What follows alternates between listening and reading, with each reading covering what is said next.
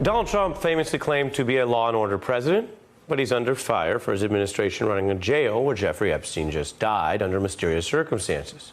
Donald Trump claims to be the economy president, but as you've seen tonight, that is on edge with the market plunging the worst day of the entire year, closing tonight. And Donald Trump has long claimed to be the military president, but a new group of veterans are now speaking out against him in this video, which you're about to see airing for the first time.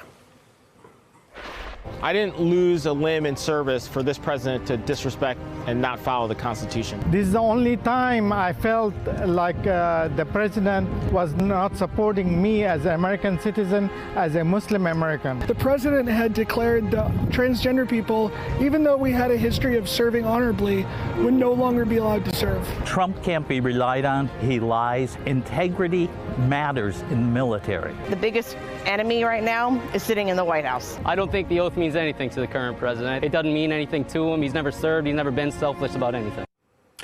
That film was directed by Hollywood legend and liberal activist Rob Reiner. It features U.S. Army veteran Robert Pearson, who served in Afghanistan as a paratrooper in the 173rd Airborne. Good to see you both. Robert, what made you want to speak out this way? Well, thank you for having me, Ari. Sure. First of all, the opportunity to work with Rob Reiner was an opportunity I wasn't going to pass up. And so an opportunity to get up and use a voice that I have as a veteran. I think veterans across the country have an obligation to use our voice. We have an important one. And anytime I have the opportunity to do so, I'm going to do it. And I'm proud of all the veterans in the video that took that opportunity. Do you see this as a difference over policy, the way Donald Trump has run U.S. foreign policy and military decisions? Or do you see it as something deeper? And as we just saw some of your colleagues speaking about really what they see as the lack of respect and dignity that he holds the military in. I think the most important thing that we need to focus on is his inability to uphold his oath to the Constitution. He said he was going to protect us from all enemies, foreign and domestic, and he's not doing that. Our elections were attacked, our country was attacked, and he continues to not do anything to stand up to that. And until he does, he's going to continue to fall short of that oath that he took. And then finally, before I let you go, why do you think there is this view out there that, well, a lot of enlisted men and women, as well as veterans, do support Donald Trump? It's a really interesting dynamic. I think that organizations like Vote Vets are doing a fantastic job to make sure that that tide begins to change. You know, the Republican Party has seemed to have a stronghold on the veteran community and the military community as a whole, and I think that's going to start to change. When you start to put voices out on cameras and making sure that veterans are being heard and you can hear the issues and the concerns that they have with the current occupant of the White House, I think you're going to see a shift in that, and I think 2020 is just going to be the beginning of it. Robert Pearson, thank you very much. Interesting to see you in this project and working with Rob. Appreciate your time. Thank you for your time. Yes, sir. Rob Reiner, I learned that your new friend, that gentleman, and I have something in common, which is we love any chance to work with Rob Reiner. I'm not ashamed to say it. Thanks for being here. Before we get to a lot of other stuff, what are you trying to say through this? Why is this important and why now? Well, I mean, if you look at Trump just throughout the course of his 2.5 years of his presidency, he's emotionally unstable. He's not reliable. You see it in the markets.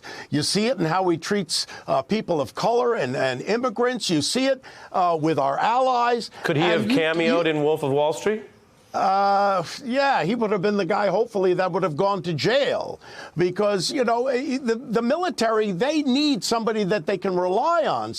You look to a commander-in-chief as somebody you can count on. You can't count on this guy from 1 minute to the next. He has no ideology. He listens to Fox News and makes a decision and then goes back on his decision. He has absolutely no basis for any of his thoughts. So we wanted to put this out because we know there are a lot of people in the military who just don't trust this guy. He's just not a reliable commander-in-chief. You have been an early advocate for dealing with what Bob Mueller's report and evidence found, the obstruction evidence against Trump. You know, it seems that you were ahead of the politics of Washington. In the Democratic Party. You were very clear and very big on this early. As you know, Pelosi and other party leaders were not. But something has happened this summer amidst all this other important stuff. As you know, and we could report tonight, the Democratic House caucus has now hit a majority of those Democrats back impeachment, 123. That's what's going to greet Pelosi when she comes back into town. Lawsuits continue to get the actual witnesses, not just Mueller, to be forced to speak. Your view of all that, and is the politics shifting? Well, the politics obviously has shifted, and I think what you'll see, I mean, we had basically one a hearing with Robert Mueller, and everybody talked about his bad performance and so on. But the fact of the matter is, he laid out in no uncertain terms 5 solid criminal acts. And those things, once they're put in front of the American public, you're going to see the politics shift. Right. People even look at more. the evidence and they think about that. One more thing before I lose you. Yeah. On this very program, you battled the mooch. Take a look. Why do you think that he lies all the time? Why is that? Why does he lie every minute? There's different shades of that. Now you're going to say, okay, he's trying to parse it. I'm really not. He is an embellisher of stories. He is a macro wave surfer, if you will.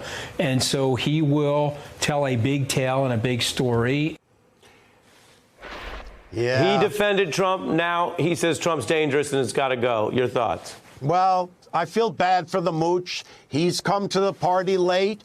The country hopefully will come to the party and realize we've got an incompetent man in the White House who lies, he's a criminal, and he's a racist. And I don't think you want those qualities in a president. But mooch, come on in. The water's fine.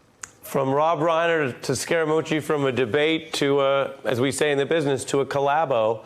Now that you two apparently agree about Trump, you know, stranger things have happened. It's 2019. I really appreciate you making the time and also telling us about your new Veterans Project, Rob. Thanks. Thank you, sir. Hey, I'm Ari Melber from MSNBC. You can see more of our videos right here, or better yet, subscribe to our YouTube channel below. You could have been anywhere in the world, but you're here with us, and we appreciate that.